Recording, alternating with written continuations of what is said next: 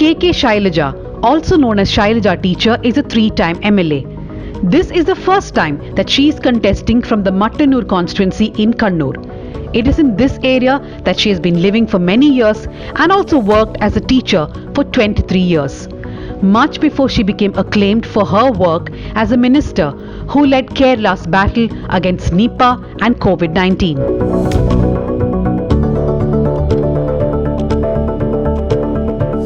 LDFിൻ്റെ ഇത്തവണത്തെ പ്രചാരണ വാചകം തന്നെ ഉറപ്പാണ് LDF എന്നുള്ളത്. കുറച്ചൊരു ആത്മവിശ്വാസം കൂടുതലാണ് എന്ന് തോന്നുന്നുണ്ടോ? Because last time ഇങ്ങനെ ഉണ്ടായിരുന്നത് NDA ഷൈനിങ് എന്നായിരുന്നു. But that actually did not work, that campaign slogan. That actually didn't work. But this will work definitely.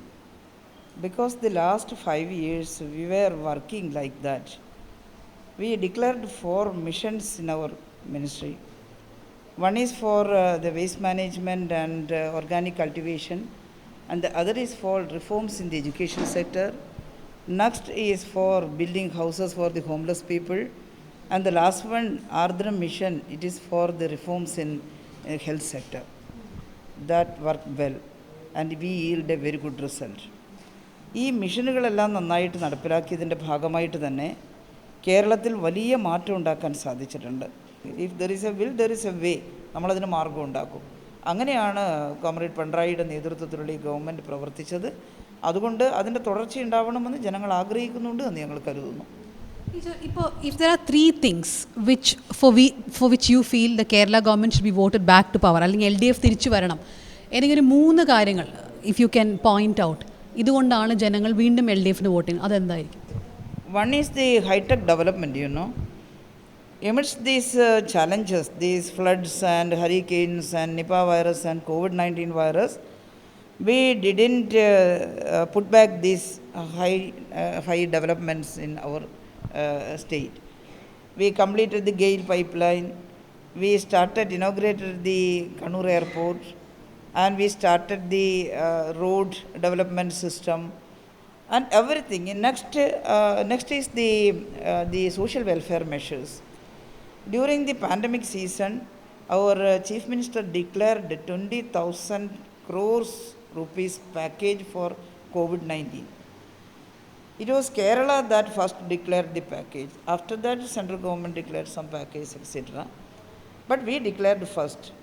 And we opened several community kitchens throughout the state, supplying prepared food to thousands of families.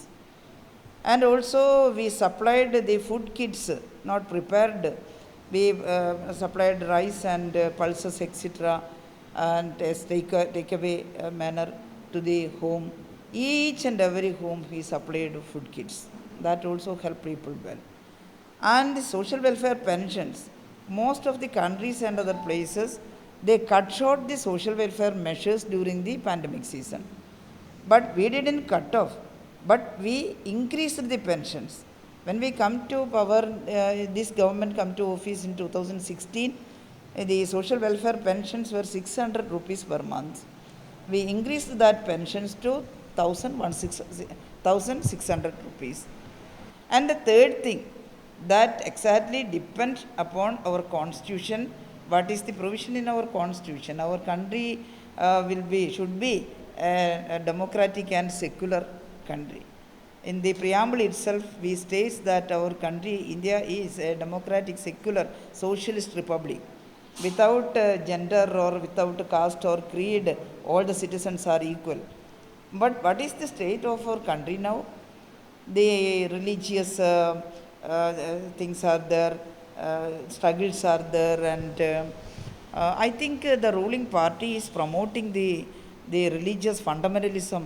But in Kerala, you can see a clean atmosphere and a safe atmosphere here. Do you think situation is changing in Kerala also? There is some polarization now.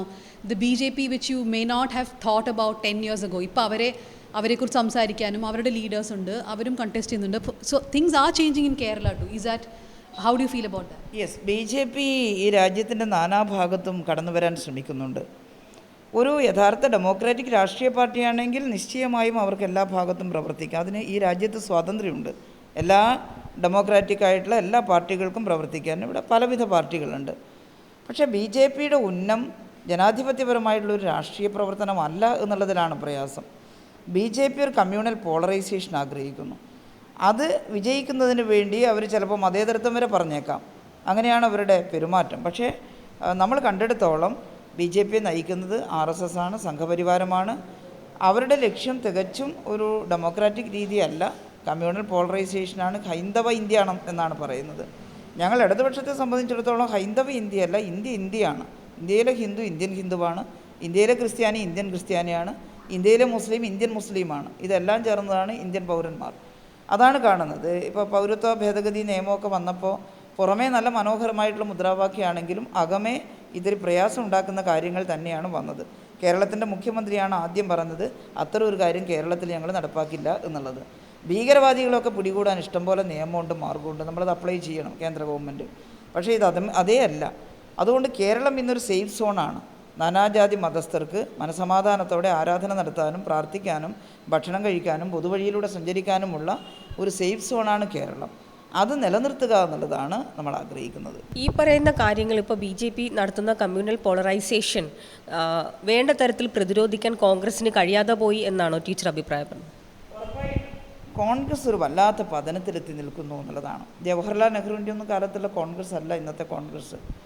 കോൺഗ്രസ്സിന് ഇതെല്ലാം സമർത്ഥമായി നിയന്ത്രിക്കാൻ കഴിയുന്ന leadership ഇല്ല എന്നുള്ളതൊരു വലിയ ഘടകമാണ്.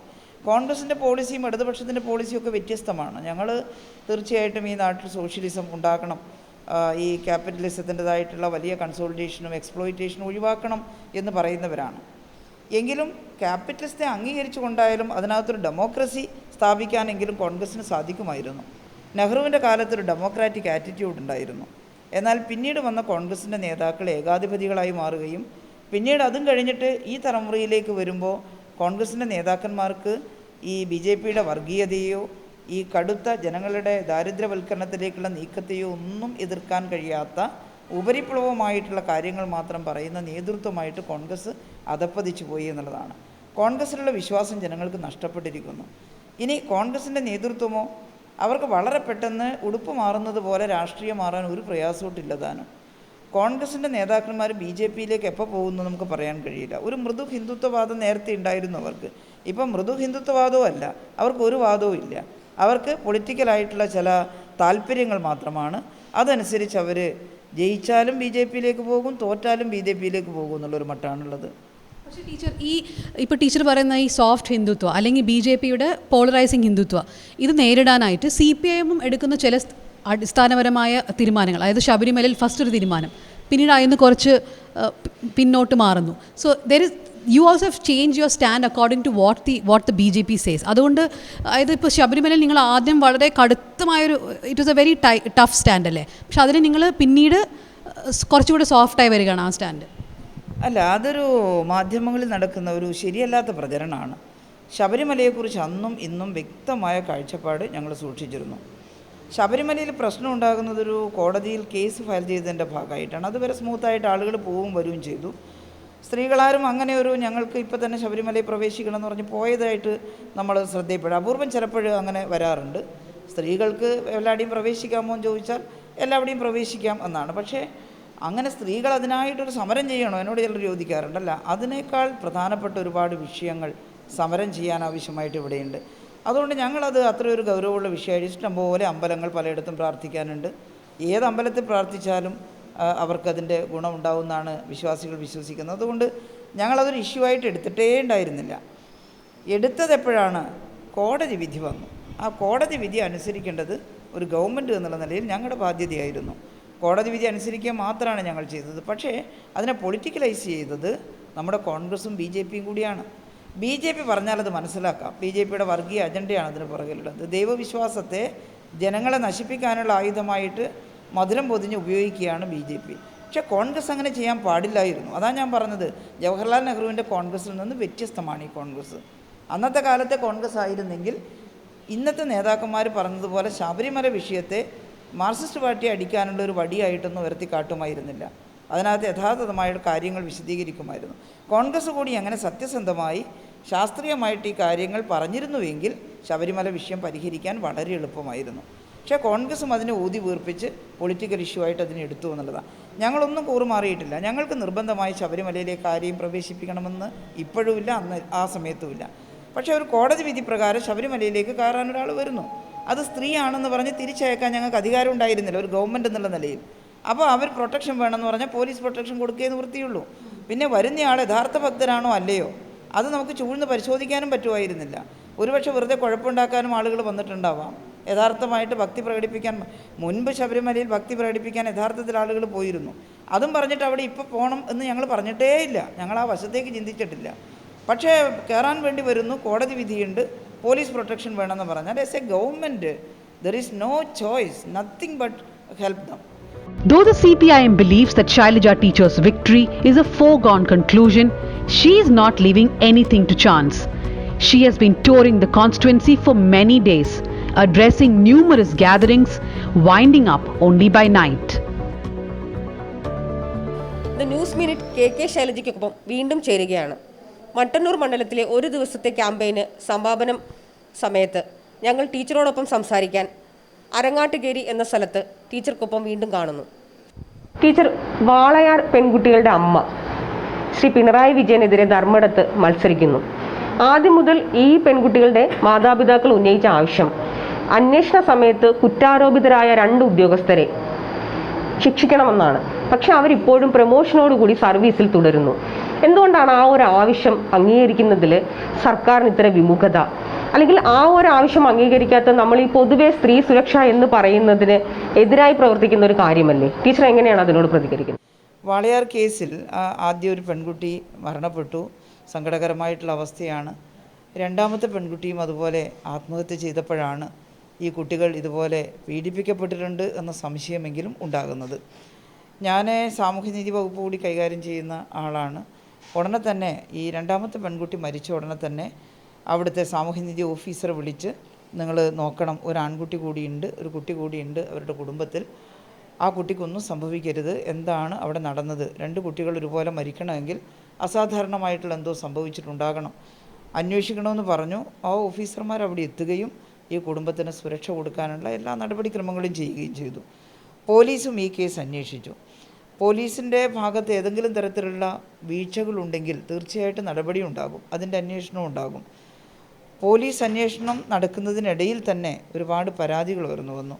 അതായത് ഈ അന്വേഷണം ഒന്നും തൃപ്തികരമല്ല, ഈ കേസ് അട്ടിമറിക്കപ്പെടുന്നു എന്നെല്ലാമുള്ള പരാതി വന്നിട്ടുണ്ട്. അപ്പോഴെല്ലാം നമ്മുടെ മുഖ്യമന്ത്രി പറഞ്ഞത് ഞങ്ങൾ ഈ പെൺകുട്ടിയുടെ അമ്മയുടെയും കുടുംബത്തിൻ്റെയും ഭാഗത്താണ്, അവർക്ക് നീതി കിട്ടുക എന്നുള്ളതാണ് നമ്മുടെ ആവശ്യം, അവരെ ആഗ്രഹിക്കുന്ന ഏത് അന്വേഷണത്തിനും ഈ കേസ് വിട്ടുകൊടുക്കാൻ തയ്യാറാണ് എന്നാണ്.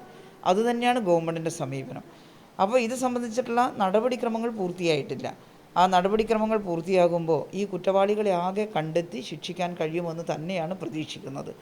അതുകൊണ്ട് ഞങ്ങളിപ്പോഴും ആ സന്തപ്ത കുടുംബത്തിൻ്റെ, വിഷമം അനുഭവിച്ച കുടുംബത്തിൻ്റെ ഭാഗം തന്നെയാണ്. പക്ഷേ ഇത്തരം കാര്യങ്ങൾ ഉണ്ടാകുമ്പോൾ അതിൽ നിന്ന് രാഷ്ട്രീയമായി മുതലെടുപ്പ് നടത്താൻ ഒട്ടേറെ പേർ വരാറുണ്ട്. അതുപോലെ അതുവരെ ഇത്തരം സംരക്ഷണ കാര്യങ്ങളിൽ ഒന്നും ഇടപെടാത്തവരൊക്കെ പെട്ടെന്ന് സംരക്ഷകരായിട്ട് നടിക്കുകയും ഇത്തരം കേസുകൾ ഗവൺമെൻറ്റിനെതിരെ തിരിച്ചുവിടാൻ പരിശ്രമിക്കുകയും ചെയ്യാറുണ്ട്.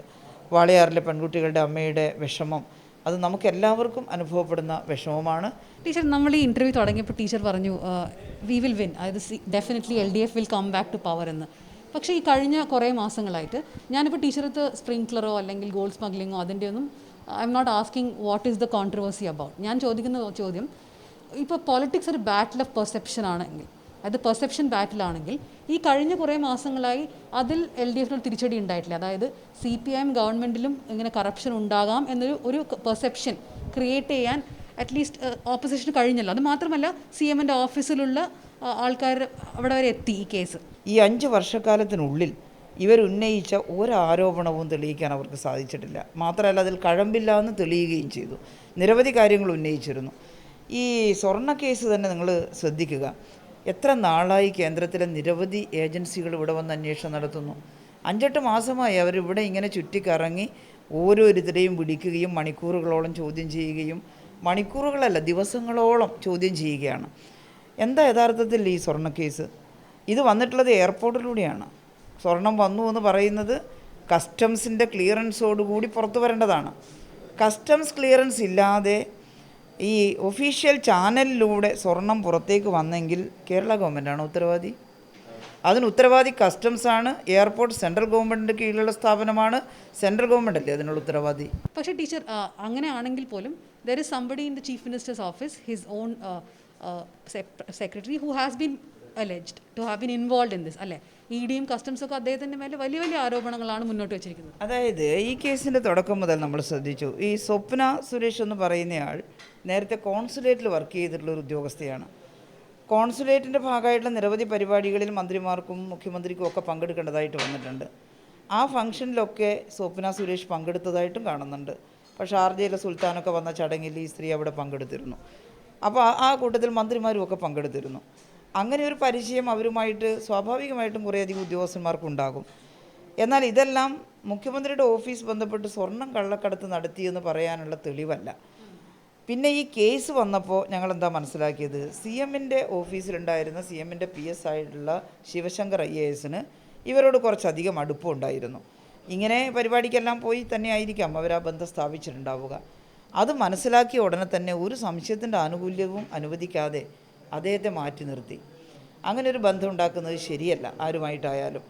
അപ്പോൾ മുഖ്യമന്ത്രി തന്നെ പറഞ്ഞു അദ്ദേഹത്തെ മാറ്റി നിർത്തണം. അദ്ദേഹത്തെ സസ്പെൻഡ് ചെയ്തു, മാറ്റി നിർത്തി. എന്നിട്ട് ഇതിനെക്കുറിച്ച് ഏത് അന്വേഷണവും ഞങ്ങൾ സ്വാഗതം ചെയ്യുന്നു എന്ന് പറഞ്ഞു. ഞങ്ങളുടെ ഗവൺമെൻറ്റിൻ്റെ അടുത്ത് യാതൊരു തരത്തിലുള്ള കളങ്കവുമില്ല. ശിവശങ്കർ എന്ന് പറയുന്ന വ്യക്തി സ്വപ്നയുമായിട്ട് അടുപ്പമുണ്ടായിരുന്നു എന്നുള്ളതിന് ചില ഉപോത്ബലകമായിട്ടുള്ള തെളിവുകളൊക്കെ ഫോട്ടോഗ്രാഫ്സും കാര്യങ്ങളും ഒക്കെ കണ്ടതുകൊണ്ട് തന്നെയാണ് നമ്മൾ ശിവശങ്കറിന് അവരുമായിട്ടൊരു അടുപ്പം ഉണ്ടായിരുന്നു. അത് ഏത് തരത്തിലുള്ളതാണെന്നൊന്നും നമുക്കറിയില്ല. കേവലം ഫ്രണ്ട്ഷിപ്പാണോ അല്ലെങ്കിൽ സ്വർണ്ണ കള്ളക്കടത്ത് കേസുമായിട്ട് ഇതിന് ബന്ധമുണ്ടോ, അതെല്ലാം നാളെ തെളിയിക്കപ്പെടേണ്ട കാര്യമാണ്. പക്ഷേ മുഖ്യമന്ത്രിയുടെ ഓഫീസിലുള്ള ഉന്നതനായൊരു ഓഫീസർ ഒരു തരത്തിലും അങ്ങനെ ഒരു കൂടുതൽ അടുപ്പം, കാരണം സ്വപ്നയെ അവിടെ ഒരു ജോലിക്ക് വിടുത്തതായിട്ടുള്ളൊരു ഇതുണ്ടായല്ലോ. അത് മുഖ്യമന്ത്രി പറഞ്ഞു. അവിടെ IT മേഖലയിൽ ഇതുപോലുള്ള ഒരുപാട് ആളുകൾ റിക്രൂട്ട് ചെയ്യാറുണ്ട്. അതിൽ ഇവർ വളരെ സ്മാർട്ടായതുകൊണ്ട് റിക്രൂട്ട് ചെയ്തതെന്നാണ് പറയുന്നത്. പക്ഷേ അങ്ങനെയാണെങ്കിൽ തന്നെ ഇവരുടെ വിദ്യാഭ്യാസ യോഗ്യത കാര്യങ്ങളെല്ലാം നോക്കേണ്ടതാണ്. അപ്പോൾ അങ്ങനെ ഒരു റിക്രൂട്ട്മെൻ്റ് അടക്കം നടത്താനുള്ളൊരു ബന്ധം ശിവശങ്കറിന് ഉണ്ടായിരുന്നു എന്ന് മനസ്സിലായപ്പോൾ തന്നെ അവരെ ശിവശങ്കറിനെ മാറ്റി നിർത്തിയിട്ട് അതൊക്കെ അന്വേഷിക്കണമെന്നാണ് കേരളത്തിൻ്റെ മുഖ്യമന്ത്രി പറഞ്ഞത്. അപ്പോൾ എങ്ങനെയാണ് സ്വർണ്ണക്കള്ളക്കടത്തും കേരളത്തിൻ്റെ മുഖ്യമന്ത്രിയുടെ ഓഫീസും തമ്മിൽ ബന്ധം ഉണ്ടാവുന്നത്? അപ്പോൾ ഇത് സ്വാഭാവികമായിട്ടും പലപ്പോഴും സംഭവിക്കും. ഓഫീസെല്ലാമുള്ള ചില ആളുകൾ പോയിട്ട് ഇത്തരത്തിലുള്ള ഏതെങ്കിലും ബന്ധത്തിലൊക്കെ പെടും. അത് മനസ്സിലായ ഉടനെ തന്നെ ആ ആളെ മാറ്റി നിർത്തിയിട്ട് ഞങ്ങൾ ഏത് അന്വേഷണവും സ്വാഗതം ചെയ്യുന്നു എന്ന് പറയുന്ന ഒരു ഗവൺമെൻറ്റിനെ എങ്ങനെയാണ് ഗവൺമെൻറ്റിനെതിരായിട്ട് അലിഗേഷൻ ഉന്നയിക്കുക? കോടതി തന്നെ ചോദിച്ചല്ലോ, നിങ്ങൾ ഇത്രയും മാസമായിട്ട് അന്വേഷണം നടത്തിയിട്ട് തെളിവ് എവിടെ? ഇതിന് എന്തെങ്കിലും ഒരു എവിഡൻസ് നിങ്ങൾക്ക് ക്ലിയറായിട്ട് കൊടുക്കാനുണ്ടോ കോടതിയുടെ മുമ്പാകെ? അപ്പോൾ ഒരു ഗവൺമെൻറ്റിനെ നാളുകളായിട്ട് ഇങ്ങനെ ഒരു ഫോൾസ് അലിഗേഷൻ്റെ ഷാഡോവിൽ നിർത്തുക എന്നുള്ളതാണ്, ഒരു ഷാഡോ ക്രിയേറ്റ് ചെയ്യുക എന്നുള്ളത്. They are creating a false shadow against this government. We can definitely say so because we are sure that our government is not corrupted. We never engaged in this kind of allegational activities like this smuggling, gold smuggling etcetera. അത് കാലം തെളിയിക്കും, അവർ അന്വേഷിക്കട്ടെ. അതുകൊണ്ട് ഞങ്ങൾക്ക് അതിനെക്കുറിച്ചൊന്നും യാതൊരു ഭയവും ഇല്ല. ക്യാമ്പയിനിലുടനീളം ടീച്ചർ എടുത്തു കാണിച്ചൊരു കാര്യം കേരളത്തിന്റെ കോവിഡ് മാനേജ്മെന്റിനെ കുറിച്ചിട്ടാണ്. പക്ഷേ ഒരു ഘട്ടത്തിന് ശേഷം കേരളത്തിലെ കേസുകൾ ഏറ്റവും അധികം കൂടുന്ന സ്ഥിതിയും ഉണ്ടായി. എവിടെയെങ്കിലും വെച്ച് നമുക്ക് പാളിച്ച സംഭവിച്ചു? ഒരു പാളിച്ചയും സംഭവിച്ചിട്ടില്ല. നിങ്ങളെല്ലാം മാധ്യമപ്രവർത്തകരും ഈ കോവിഡിൻ്റെ മാനേജ്മെൻറ്റ് നന്നായിട്ട് മനസ്സിലാക്കണം. ഇത് കണ്ടമാനം പകർച്ചാശേഷിയുള്ളൊരു വൈറസാണ്. ഇൻഫെക്റ്റിവിറ്റി റേറ്റ് അത്രയും കൂടിയത്. ഇതിനെ എവിടെയെങ്കിലും സ്വിച്ച് ഇട്ടതുപോലെ നിർത്താൻ പറ്റില്ല. ഇവിടെ ലോക്ക്ഡൗൺ ഉണ്ടായ സമയത്ത് നമ്മൾ നന്നായിട്ട് നിയന്ത്രിച്ചിട്ട് അന്ന് കേരളത്തിൻ്റെ മോർട്ടാലിറ്റി റേറ്റ് 0.5 അന്ന് 499 കേസാണ് മെയ് 3 മുമ്പ് ഞങ്ങൾക്ക് ഉണ്ടായിരുന്നത്. അതിൽ 0.5 മോർട്ടാലിറ്റി റേറ്റ്. ഇൻഫെക്റ്റിവിറ്റി റേറ്റും കൂടുതലായിരുന്നു. 33% പകർച്ചയിലൂടെ കിട്ടിയ കേസാണ്. ഞങ്ങൾ ഭയന്നുപോയി. പക്ഷേ മറ്റ് രാജ്യങ്ങളിലെല്ലാം 100-120% പകർച്ചാ കേസായിരുന്നു. ആ കൂട്ടത്തിൽ നമ്മൾ നല്ല നിലയിലാണ് എന്ന് ലോകം മുഴുവൻ പറഞ്ഞു. ഇത്രയല്ലേ പകർന്നുള്ളൂ എന്നാണ്. പിന്നീട് ലോക്ക്ഡൗൺ എടുത്തു കളഞ്ഞപ്പോൾ കേസിൻ്റെ എണ്ണം കൂടി. ജൂലൈ ഓഗസ്റ്റ് മാസങ്ങളിൽ 0.7 മോർട്ടാലിറ്റി റേറ്റ് ഉയർന്നു. കേസിൻ്റെ എണ്ണവും വർദ്ധിച്ചു. ഞങ്ങൾ ശ്രമിച്ചിട്ടുള്ളത് ഈ പീക്ക് സ്ലോ ഡൗൺ ചെയ്യാനാണ്.